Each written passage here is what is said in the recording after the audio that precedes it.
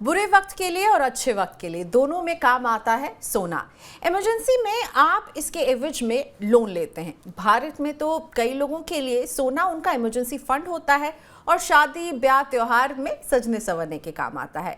लेकिन सोने पर जब आप लोन लेते हैं तो सतर्क रहने की भी ज़रूरत है। आप कितना लोन ले रहे हैं, कहाँ से ले रहे हैं और लोन के एवज में कितना सोना आप दे रहे हैं, इन सब के अलावा आपको ये भी जानना ज़रूरी है कि गोल्ड लोन में किसी भी तरह का डिफ़ॉल्ट आपके सिबिल स्कोर पर बहुत ख़राब असर डाल सकता है। तो आज इन सवालों का जवाब देने के लिए मेरे साथ जुड़ रहे हैं कंप्लीट सर्कल के managing partner Kshitij Mahajan. Thank you so much Kshitij, आपने मनी 9 के लिए वक्त निकाला। सबसे पहले तो गोल्ड लोन का ऑप्शन जो है ये दूसरे लोन के मुकाबले कितना अलग है और आप कितना सजेस्ट करते हैं कि इमरजेंसी सिचुएशन में अपने फंड्स की शॉर्टफॉल को मीट करने के लिए गोल्ड लोन लें? दूसरे लोन के मुकाबले में ये बेहतर है या फिर ये लास्ट रिजॉर्ट रहना चाहिए? सबसे पहले धन्यवाद प्रियंका, मुझे शो पे इनवाइट करने के लिए। एंड जहाँ तक बात जाती है कि कौन सा विकल्प होना चाहिए, गोल्ड लोन का होना चाहिए या फिर कोई विकल्प किसी और किस्म के लोन का होना चाहिए, तो मुझे ऐसा लगता है कि हर लोन का एक स्पेसिफिक टाइम फ्रेम है जिसके लिए आपको वो लोन चुनना चाहिए। जैसे कि गोल्ड लोन, अगर आपको शॉर्ट टर्म आपको कोई इमरजेंसी की ज़रूरत पड़ती है, पैसे की ज़रूरत पड़ती है और आपको दिख रहा है कि कुछ टाइम के बाद वो लिक्विडिटी आपकी आ जाएगी, उसके लिए गोल्ड लोन एक अच्छा विकल्प है। दूसरा, अगर आपको कुछ इमरजेंसी चाहिए कैश की या पैसों की, जो बहुत शॉर्ट टर्म में आपको अप्रूवल चाहिए, जैसे कोई भी लोन अदरवाइज आप अप्लाई करेंगे उसमें 3 से 4 दिन लगेंगे, बट अगर आपको लेट्स से सेम डे पे कुछ रकम चाहिए है तो उसके लिए गोल्ड लोन एक अच्छा विकल्प है। तीसरा, अगर आप मेरे से पूछते हैं तो हमारे लिए गोल्ड जो है उसका सिर्फ एक ऑर्नामेंटल यूसेज नहीं है, हमारे लिए उसका रिलीजियस सेंटिमेंट भी इंडिया में जुड़े हुए हैं इसके साथ। तो काफी लोग इसको एज ए लास्ट रिजॉर्ट रखते हैं, जहां पे लगता है कि कोई और विकल्प नहीं हो।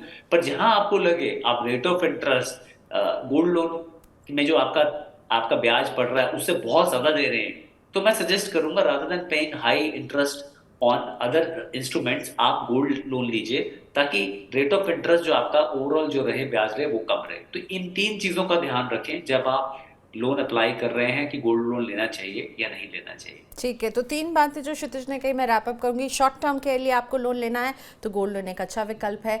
अगर आपको एकदम अचानक से ज़रूरत खड़ी हो गई है, उसी दिन के आपको चाहिए और आपके पास सोना है, तब लीजिए। तीसरा, इंटरेस्ट देखिए, अगर कोई आप ऐसा पर्सनल लोन ले रहे हैं जिसमें इंटरेस्ट बहुत हाई है तो probably going for a gold loan would be a better option.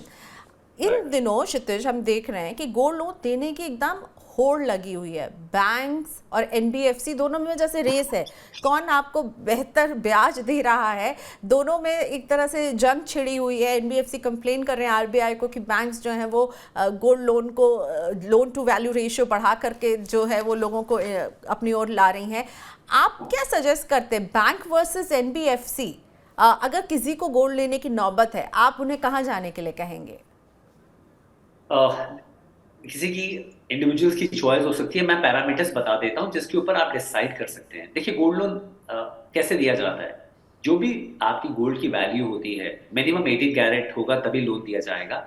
उस वैल्यू के अगेंस्ट एक परसेंटेज 75% तक मैक्सिमम गोल्ड लोन आप ले सकते हैं। इसको बोलते हैं loan to value of gold.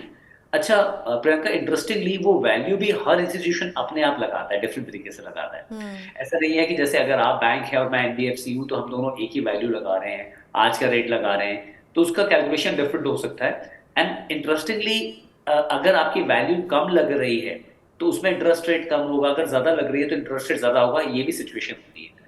तो पहले तो आप देखिए कि आपकी वैल्यू और एक पर्याप्त या सही आपका इंटरेस्ट रेट जहां मिल रहा है आपको, वहां जाइए। दूसरा, टर्न अराउंड टाइम।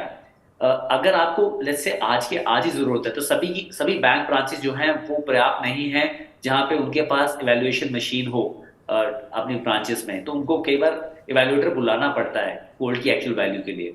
पर एनबीएफसीज में ज्यादातर उनकी ब्रांचेस में वैल्यूएशन मशीन होती है और आपको कुछ चंद घंटों में ही आपका लोन अप्रूव हो जाता है। अगर इमरजेंसी है तो आप ऐसे लीजिए, और अगर आप अपने बैंक के साथ ही रहना चाहते हो तो फिर आप अपने बैंक से ले सकते हैं।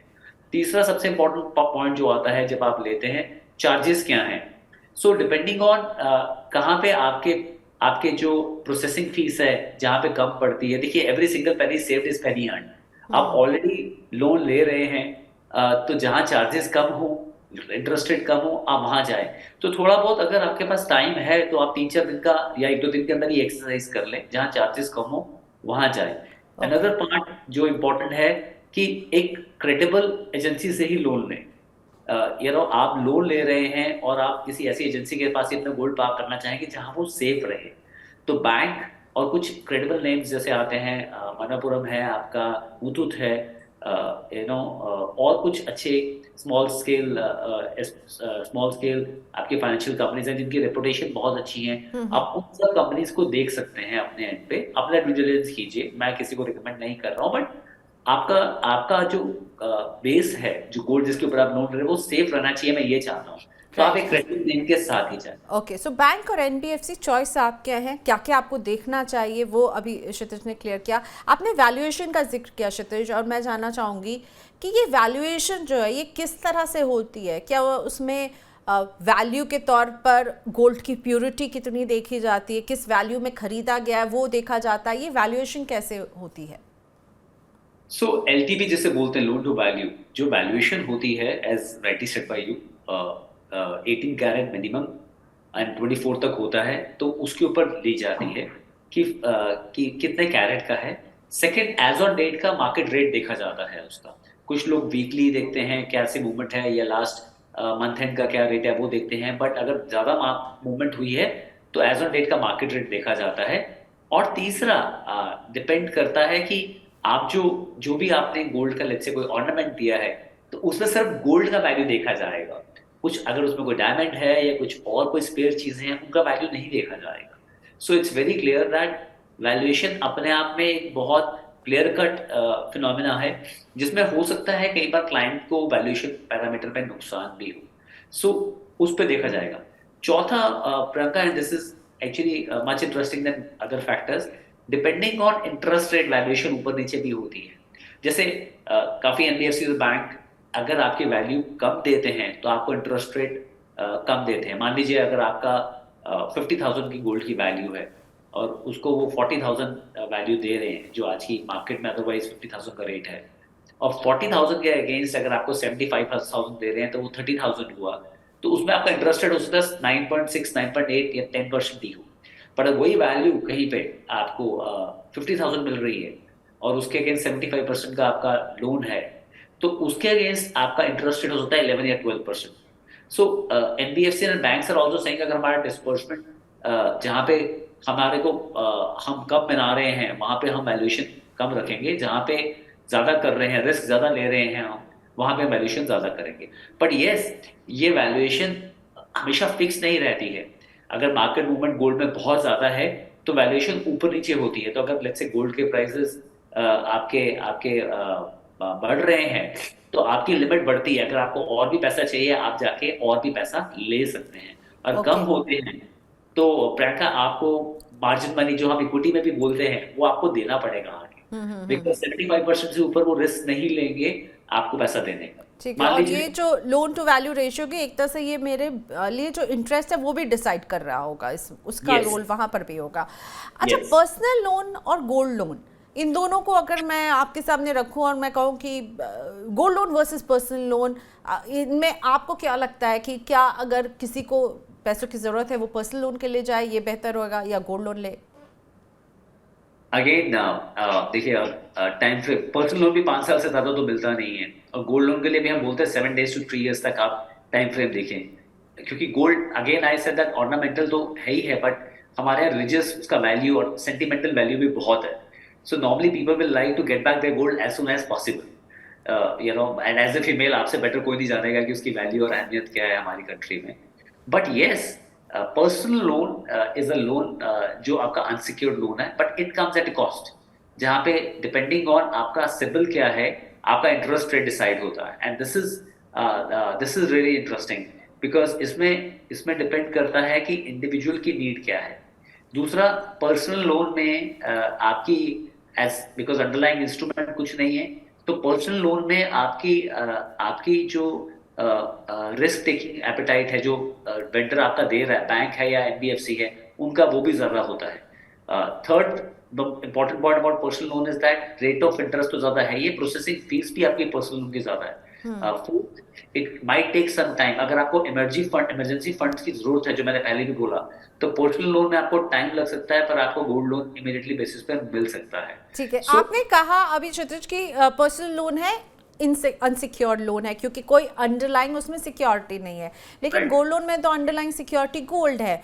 तो क्या इस कैटेगरी में डिफॉल्ट करने पर, लेट होने पर या डिफॉल्ट करने पर सिबिल स्कोर पर असर पड़ता है या नहीं? क्योंकि अगर गोल्ड अंडरलाइंग एसेट है तो बैंक उससे ले लेगी और फिर भी ले लेगी, और फिर उसके बाद वो वहीं से पैसे रिकवर हो रहे हैं मेरे गोल्ड, उन्होंने गिरवी, जो मैंने गिरवी रखा था वो बैंक ने रख लिया है, तो तब भी मेरे सिबिल स्कोर पर असर पड़ता है क्या?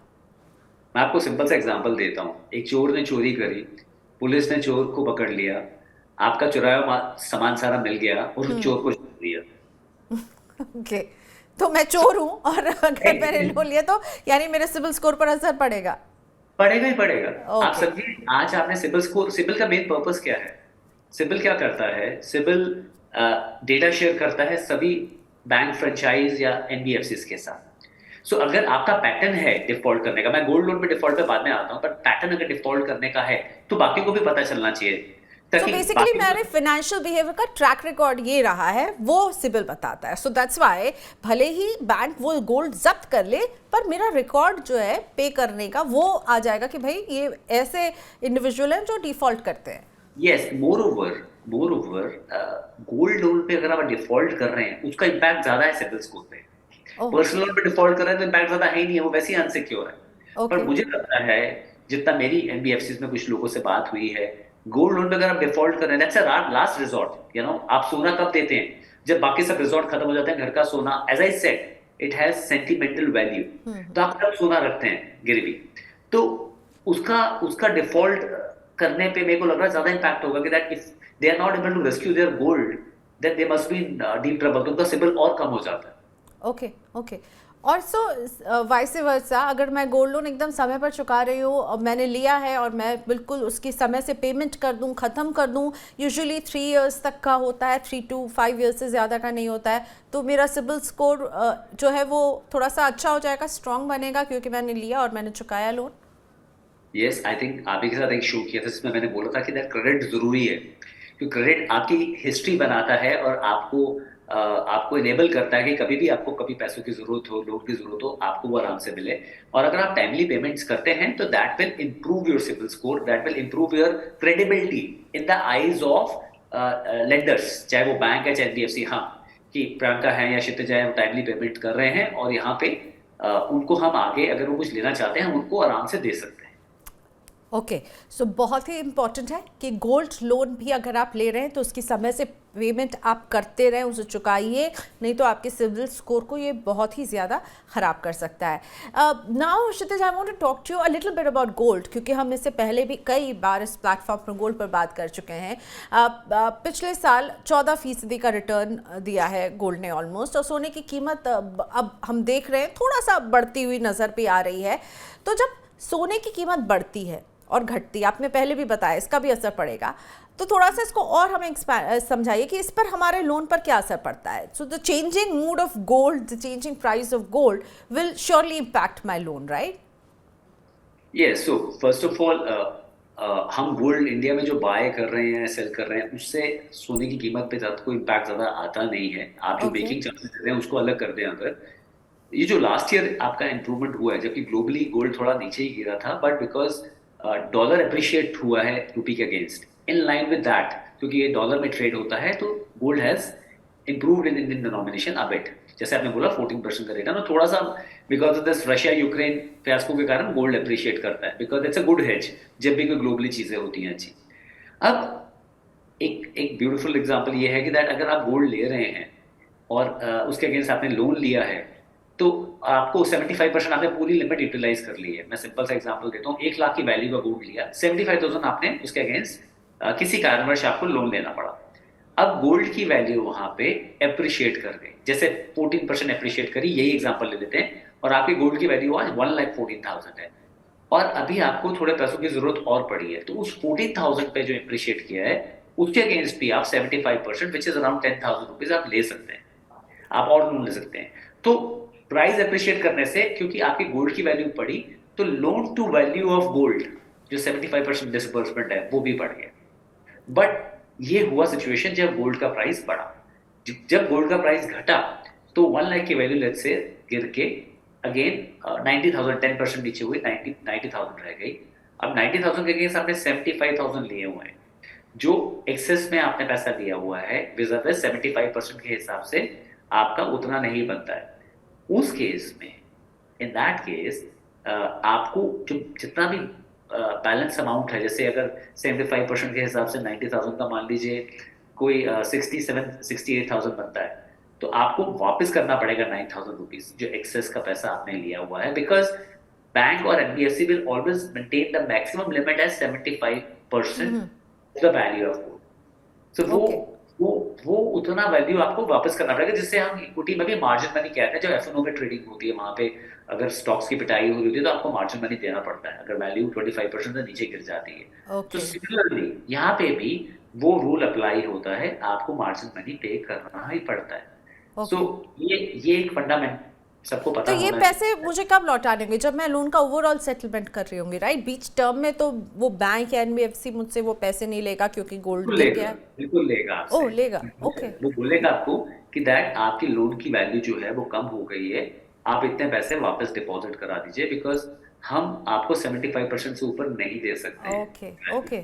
सो यानी गोल्ड की वैल्यू गिर जाएगी तो मेरे लिए, अगर मैंने गोल्ड लोन लिया है तो मेरे लिए ये इम्पैक्ट खराब होगा, जिस वैल्यू पर मुझे लोन मिला है वो डिक्रीज, डेप्रिशिएट हो गई है यहाँ पर। ओके क्षितिज, एक और बात कि हम ये जो गोल्ड लोन की बात कर रहे हैं, किस तरह के गोल्ड पर ये लोन मिलता है? क्या ज्वेलरी, फिजिकल गोल्ड पर ही ये लोन हम ले सकते हैं, या फिर गोल्ड के बॉन्ड्स, सोवरेन गोल्ड बॉन्ड पर हम ये लोन ले सकते हैं? पेपर गोल्ड, म्यूचुअल फंड्स जो है, फंड ऑफ फंड हैं, उनके एवज पर भी क्या ये लोन मिल सकता है, या only physical jewellery? So physical jewellery पे आप गोल्ड ले सकते हैं। कॉइन्स पहले अलाउ थे, अभी आपके ब्रिक्स और कॉइन्स अलाउ नहीं है। कुछ एनबीएफसी कॉइन्स ले लेती हैं पर ज्यादातर अलाउ नहीं है। साथ में paper loan as well as आपका जो आरबीआई के जो गोल्ड बॉन्ड्स होते हैं, they are eligible, they have been treated like a gold only.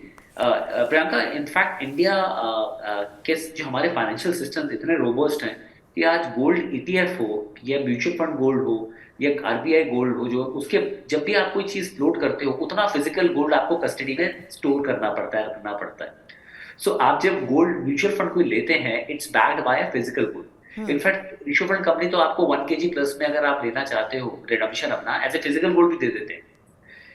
So I'm saying that they are very much eligible for your loan against gold.